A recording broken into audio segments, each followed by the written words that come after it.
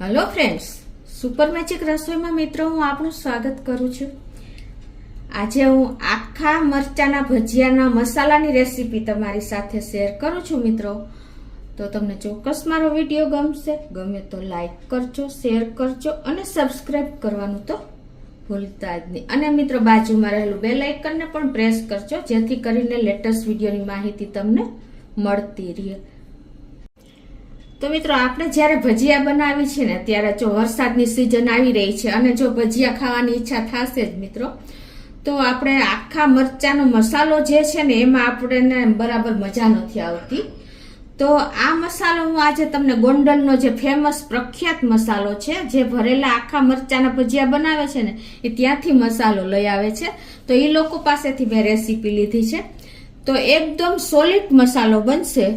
તો તમને ચોક્કસ આ એક વખત એન્ડ સુધી જોડાયેલા રહેજો, એક પણ સ્ટેપ સ્કીપ ન કરતા મિત્રો। તો એના માટેના ઇન્ગ્રેડિયન્ટ પણ તમને બતાવી દઉં। તો એમાં મેં જો ગાંઠિયાવાળું આવું ફરસાણ લીધું છે, અને આપણે 2 ટેબલ સ્પૂન જેવા આખા ધાણા લીધા છે, અડધો ટેબલ સ્પૂન જેવી વરિયાળી લીધી છે, 1 ટીસ્પૂન જેવી મરી લીધા છે, 15 થી 20 કળી લસણ છે, અને 2 ટીસ્પૂન જેવી આપણે ખાંડ લેશું, ટેસ્ટ એકોર્ડિંગ 1 ટીસ્પૂન જેવું મીઠું લેશું, અને 1/4 કપ આપણે સમારેલી ધાણા ભાજી લીધી છે, અને 1 લીંબુનો રસ લેશું, અને 8 થી 10 આપણે મરચા છે। તો હવે આપણે બનાવવાનું ચાલુ કરીએ। તો મિત્રો હવે આપણે જ્યારે ભરેલા મરચાના ભજીયા ખાઈએ છીએ ને, તો એ મસાલો એકદમ તમે આ રીતે આ મેથડથી બનાવશો ને તો તમારે બહાર લેવા ક્યારેય નહીં દોડવું પડે, અને તમે દર વખતે આખા મરચા ભરેલાના ભજીયા બનાવશો મિત્રો, એની મારી ગેરંટી છે। તો એના માટે તો આપણે પહેલા તો આ જે 20 કળી લસણ લીધું છે ને એને આપણે આવી રીતે મિક્સર જારમાં નાખીને અને એની અધકચરી અત્યારે પેસ્ટ કરી લેશું। તો આ રીતે આપણે અધકચરું લસણ પીસી લીધું છે। હવે એમાં આપણે આ 2 ટેબલ સ્પૂન આખા ધાણા નાખી દેશું, અડધી ટીસ્પૂન મરીના દાણા નાખી દેશું, અને અડધો ટેબલ સ્પૂન આપણે વરિયાળી નાખી દેશું, અને આને આપણે પાછું ક્રશ કરી લેશું।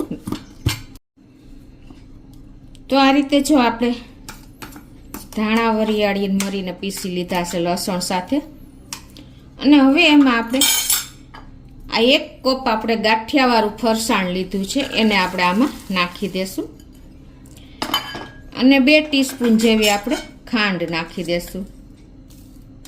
આપણે મરચામાં સેજ ગળ્યો મસાલો હોય ને તો એનો ટેસ્ટ બહુ સરસ આવે છે, અને આપણે ટેસ્ટ એકોર્ડિંગ અડધી ટીસ્પૂન જેવું મીઠું નાખી દેશું, અને આને પાછું આપણે ક્રશ કરી લેશું। તો આ રીતે આપણે જો બધો મસાલો તૈયાર કરી લીધો છે। આ મસાલો એકદમ ટેસ્ટી બને છે, ભજીયાના ભરેલા મરચાના ભજીયા ખાવાની બહુ મજા આવે છે। એમાંય જો ચોમાસું હોય, ઠંડી હોય તો આ ભજીયા ખાવાની મજા ઓર જ છે। તો એને આપણે એક બોલમાં લઈ લેશું। તો જો આવો એકદમ સરસ આપણે ક્રમ્બલ જેવું થશે, સાવ પેસ્ટ જેવું નહીં કરવાનું, આપણે પલ્સ મોડ ઉપર ફેરવવાનું, એટલે આવો ક્રમ્બલ થશે। નહીંતર શું થશે, તમે એક ધારું મિક્સર ચલાવશો ને તો એકદમ ગાંઠિયામાં જે ફરસાણ હોય ને એમાં તેલ હોય છે તો પીંડો થઈ જશે, એટલે આવી નાની નાની બાબત તમારે ખાસ ધ્યાન રાખવાની છે। અને બીજું મિત્રો કે પલ્સ મીન્સ ઓફન કરતા, એટલે કે ચાલુ બંધ કરતા તમારે મિક્સર ફેરવતું રહેવાનું છે। હવે આમાં આપણે 1 લીંબુનો રસ નાખી દેશું, એટલે એકદમ ખાટું મીઠું અને તીખાનું બેલેન્સ આવશે ને, એટલે મસાલો ચટાકેદાર બનશે। આ રીતે આપણે નાખ્યા પછી હવે એમાં આપણે આ જે 1/4 કપ મેં ધાણા ભાજી સમારી છે ને ઝીણી, એને આપણે મિક્સ કરી દેશું।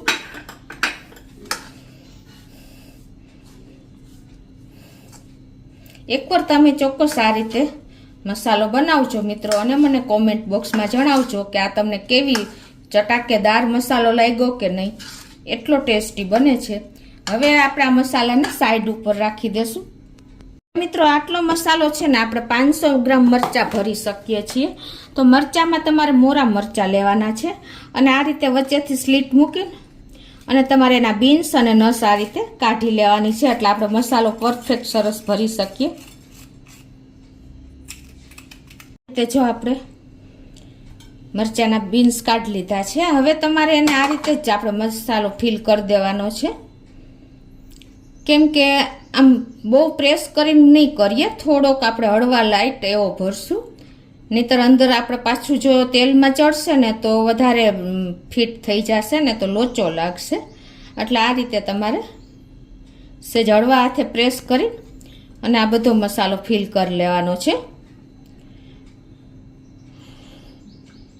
આપણને ભરેલો મરચાંનો મસાલો આપણે બહાર લેવા દોડીએ છીએ ને, એ હવે તમે ક્યારેય નહીં દોડો. એટલો સરસ ટેસ્ટી આ મસાલો તૈયાર થાય છે.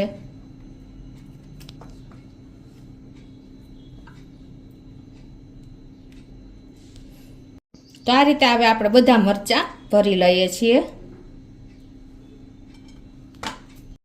તો આ રીતે જો આપણે મરચાં અત્યારે ભરી લીધા છે અને થોડો ઘણો મસાલો પણ બચ્યો છે. મિત્રો જો તમે આ રીતે મસાલો કરશો ને ઘરે પરફેક્ટ મેજરમેન્ટ સાથે મેં તમને આ મસાલો બતાવ્યો છે, અને આ મસાલો મેં જે ગોંડલના ભજીયા ફેમસ છે ને આખા મરચાંના, એની પાસેથી મેં આ રેસીપી લીધી છે મિત્રો. અને એ મરચાં ખાવા આ બધા દોડે છે, ગોંડલ સુધી દોડે છે, અને ત્યાંનો મસાલો પણ ઘરે લઈને ભજીયાના મરચાં બનાવે છે. તો મિત્રો આ મસાલો તમે આ રીતે ઘરે બનાવશો ને તો તમારે ગોંડલ સુધી દોડવું પણ નહીં પડે, અને લોકો પૂછશે કે આ મસાલો કઈ રીતે બનાવ્યો. એટલો ટેસ્ટી મસાલો બને છે મિત્રો.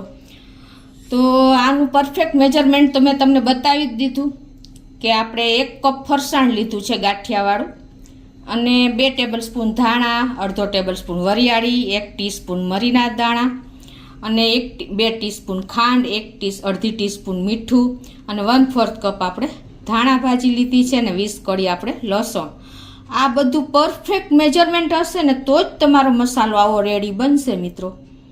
એટલે તમે એક વખત તો આ ચોમાસામાં ચોક્કસ ઘરે આ મરચાંનો ભજીયા બનાવજો અને મને કોમેન્ટ બોક્સમાં જણાવજો. અને બીજું મિત્રો કે જો તમે આખા મરચાંના ભજીયામાં તમે સોડા કે ઈનો કાંઈ પણ નથી વાપરવાનું, એટલે તમારા ભજીયા બાર જેવા જ બનશે.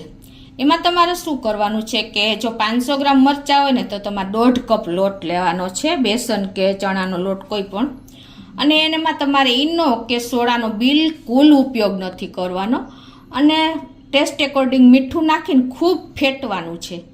ફેટી અને પછી તમારે એકદમ ફ્લફી આપણું જે બેસનનું ઘોર તૈયાર થઈ જાય ને, એટલે કે તો પછી જ તમારે એમાંથી ભજીયા મરચાં ડીપ કરીને ઉતારવાના છે. તમે આટલું પરફેક્શન કરશો ને તો કોઈ પ્રોબ્લેમ નહીં આવે, તમારે ક્યારેય બહારના ભજીયા ખાવા દોડવું નહીં પડે મિત્રો, અને મસાલો લેવા પણ નહીં દોડવું પડે. તમે ઇઝીલી આવો મસાલો ઘરે તૈયાર કરી શકશો મિત્રો. તો તમને ચોક્કસ આમ આખા મરચાંના ભજીયાનો મસાલો ગમ્યો હશે મિત્રો. એક વખત ઘરે બનાવજો અને મને યાદ કરજો મિત્રો. તો તમને ચોક્કસ મારો વિડીયો ગમશે. ગમે તો લાઈક કરજો, શેર કરજો અને સબસ્ક્રાઈબ કરવાનું તો ભૂલતા જ નહીં.